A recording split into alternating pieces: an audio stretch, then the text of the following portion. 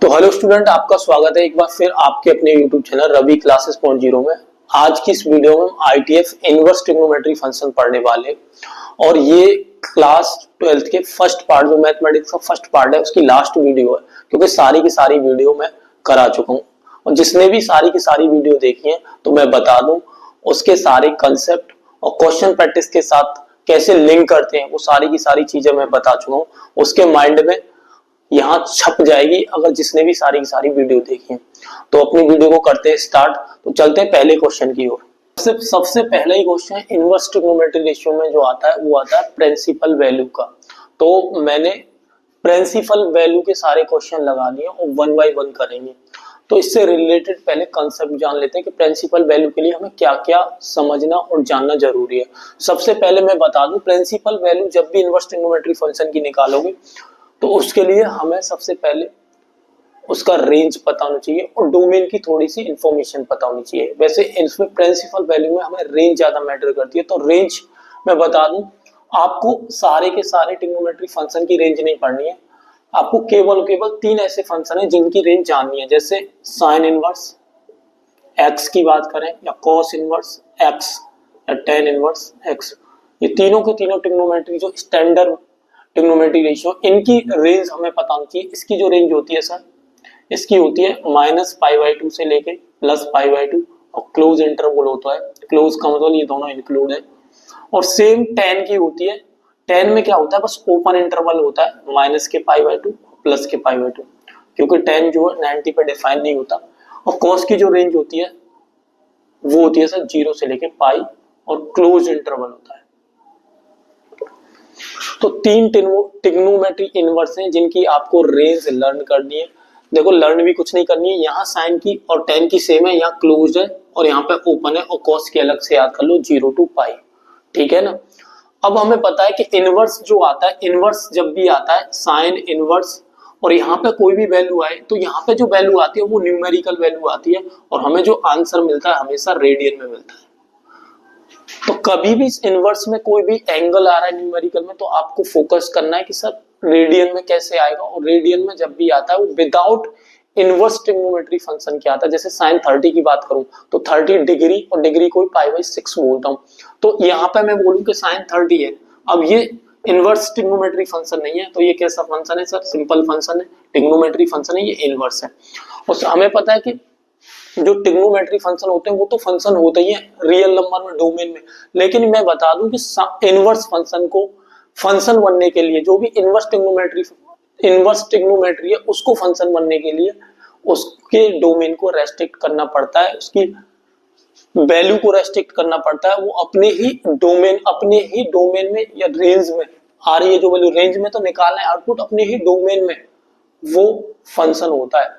तो कोई भी इनवर्स जो होता है, जैसे मैं एग्जांपल के लिए समझा देता हूं आपको, ये बात क्लियर होगी कि ये चीजें हमें यहाँ क्वेश्चन निकालने के लिए चाहिए।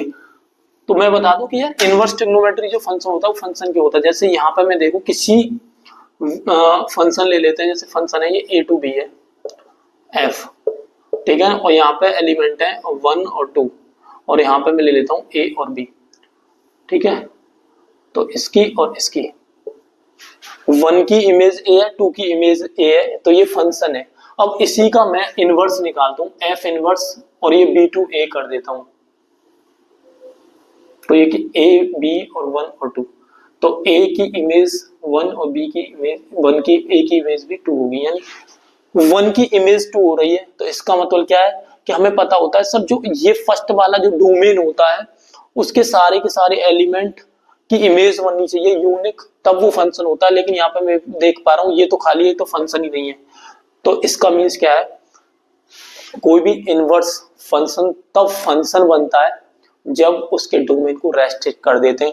तो मैं क्यों बता रहा हूँ, क्योंकि ये जो प्रिंसिपल वैल्यू है ना, ये ऐसे ही रेस्ट्रिक्ट वैल्यू है जिसके अंदर वो वैल्यू जो प्रिंसिपल वैल्यू आएगी, या क्वेश्चन हम साइन इनवर्स 1/2 की बात कर रहे हैं, वो सारी की सारी अगर इस रेंज के अंदर आती है तो वो फंक्शन है, तो हम उसकी वैल्यू निकाल पाएंगे, अदरवाइज नहीं निकाल पाएंगे। ठीक है ना। तो पहले क्वेश्चन करते हैं, तो क्वेश्चन के थ्रू समझेंगे। तो इसका मतलब ये है कि सर कोई भी इनवर्स फंक्शन एग्जिस्ट नहीं करता। कब करता है? जब उसका डोमेन को रेस्ट्रिक्ट कर दें तभी करता है। जैसे यहाँ पे हम पहला क्वेश्चन ले रहे हैं सर, पहला क्वेश्चन है साइन इनवर्स -1/2। तो प्रिंसिपल वैल्यू का मतलब है एक ही वैल्यू आएगी इन दोनों की भी, रिपीट वैल्यू नहीं होगी। लेकिन ट्रिग्नोमेट्री में रिपीट वैल्यू हमने देखी है, हमने ट्रिग्नोमेट्री को अच्छे से पढ़ा है। तो अब क्या करें कि सर हम न्यूमेरिकल वैल्यू और रेडियन में कब लाएंगे? जब हमें पता होगा कि इसको क्या लिख सकते हैं सर। इसको जो लिख सकते हैं वो लिख सकते हैं साइन, ये किसकी वैल्यू है सर? ये है 30 की, और 30 को कैसे लिखते हैं? साइन -π/6। ठीक है, अब मुझे पता है ये इस रेंज के अंदर आ रहा है, साइन की रेंज के अंदर आ रहा है, तो ये वैल्यू तो वेरीफाई है। इसका मतलब क्या है? ये इसकी प्रिंसिपल वैल्यू है, यानी ये 1 to 1 के लिए वेरीफाई है। तो ये इनवर्स इनवर्स कैंसिल हो जाएगा, तो फाइनली -π/6 आंसर। तो ये क्या हो गई? ये प्रिंसिपल वैल्यू हो गई, केवल एक ही वैल्यू होगी इसके लिए। ठीक है ना। अब क्वेश्चन नंबर 2 की बात करें। 2 क्वेश्चन क्या कह रहा है? cos inverse √3। cos इनवर्स √3 को कैसे करेंगे? न्यूमेरिकल वैल्यू है cos इनवर्स, ये किसकी वैल्यू होती है सर? √3/2 है, सॉरी। तो √3/2 किसकी वैल्यू होती है सर? ये होती है 30 की, और 30 को क्या लिखते हैं? π/6 लिखते हैं, और ये भी π/6 इसके अंदर आता है। ठीक है ना। तो ये भी क्या हो जाएगा सर? ये भी वैल्यू वेरीफाई हो जाएगी। ऐसे हम बात करते हैं tan इनवर्स की बात करते हैं, tan इनवर्स माइनस के √3। तो tan न्यूमेरिकल वैल्यू है, tan में किसकी वैल्यू होती है सर? ये tan में 60 की वैल्यू होती है, तो ये हो जाएगी π/3। अब ये tan से tan कैंसिल हो जाएगा, क्यों हो रहा है? क्योंकि सर ये भी तो क्या हो रही है? इस रेंज के अंदर आ रही है, तो माइनस के π/3 ये भी रहेगा सही आंसर। ठीक है ना। अब बात करते हैं सर sec इनवर्स 2 की -2 की। तो यार मेरे को रेंज नहीं पता, लेकिन ये तो पता है कि sec का जो इनवर्स होता है, तो मेरे को जानना भी नहीं है। तो मैं क्या करूंगा? cos में इनवर्स कर लूंगा, चेंज cos इनवर्स -1/2। sec को मैंने cos में चेंज कर लिया। मैं बता रहा हूँ केवल 3 फंक्शन आपको लर्न करने हैं, बाकी ऑटोमेटिक, क्योंकि एक दूसरे के रेसिप्रोकल होते हैं। क्योंकि मुझे पता है sec inverse x cos inverse 1/x होता है। अब मुझे cos की रेंज पता ही है, तो मैं इसे ब्रेक करता हूँ, cos इनवर्स। ठीक है, इनको मिटा देता हूँ। ठीक है सर, तो क्या हो जाएगा? यहाँ करते हैं cos इनवर्स -1/2। तो इसको लिखूंगा मैं cos इनवर्स, ये किसकी है? 60 की, cos -π/3। ठीक है। अब मैं देख पा रहा हूं कि cos की जो रेंज है ना वो 0 to π है, और यहाँ पे माइनस है, नेगेटिव है। तो भाई ये प्रिंसिपल वैल्यू तो है ही नहीं, इसके रेंज के अंदर तो आ ही नहीं रहा। तो क्या करेंगे सर? इसको पॉजिटिव बनाएंगे। हमें पता है cos कौन से क्वाड्रेटिक नेगेटिव होता है? सेकंड में होता है और थर्ड में होता है।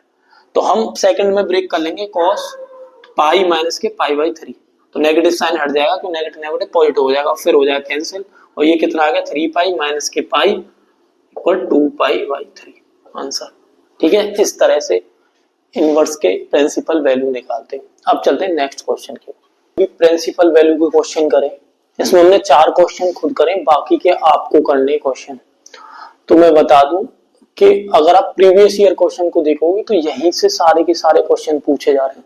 तो आपको प्रिंसिपल वैल्यू अच्छे से आनी चाहिए, और यहाँ आपको जो रेंज है उसका मीन्स अच्छे से आना चाहिए। ये बेसिक इनवर्स है, अगर बेसिक आता है फिर तो फॉर्मुलेशन है, और वो उसके क्वेश्चन आते नहीं है।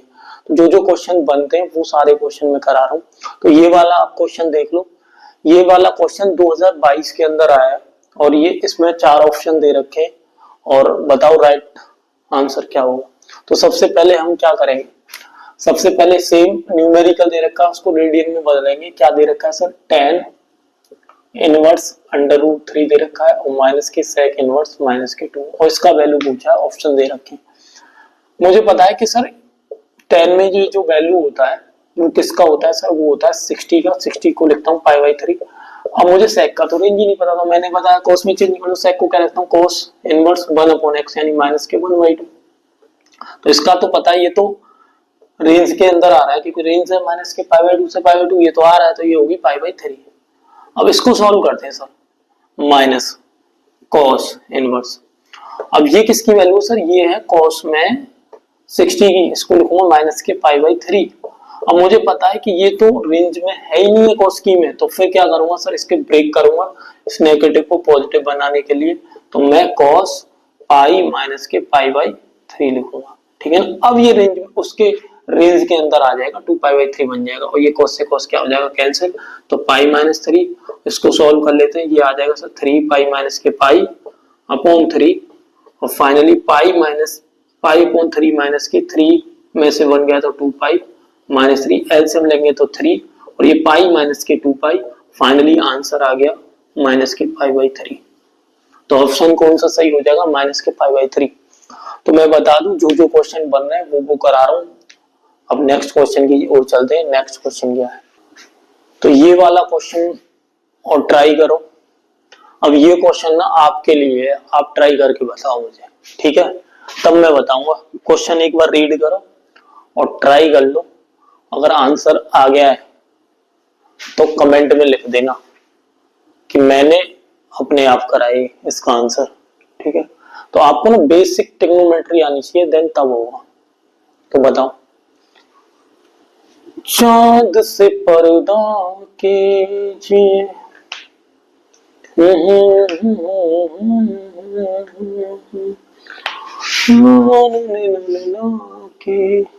देखो इस वाले क्वेश्चन में ना कॉमन सेंस होना चाहिए। कॉमन सेंस बोले तो कि हमें पता है cos इनवर्स x है और x निकालना है, जब तक राइट साइड में cos इनवर्स x नहीं बनेगा, cos में कुछ इनवर्स में नहीं बनेगा, देन तब तक हम कंपैरिजन नहीं कर पाएंगे।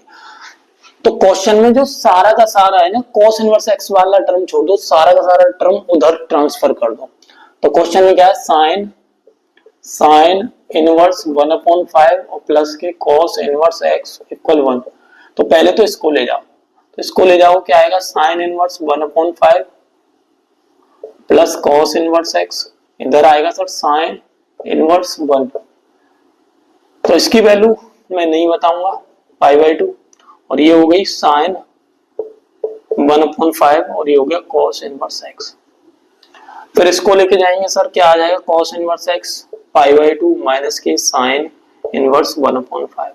अब ये मैं जानता हूं, मुझे पता है sine inverse x plus cos inverse x बराबर पाई बाई 2।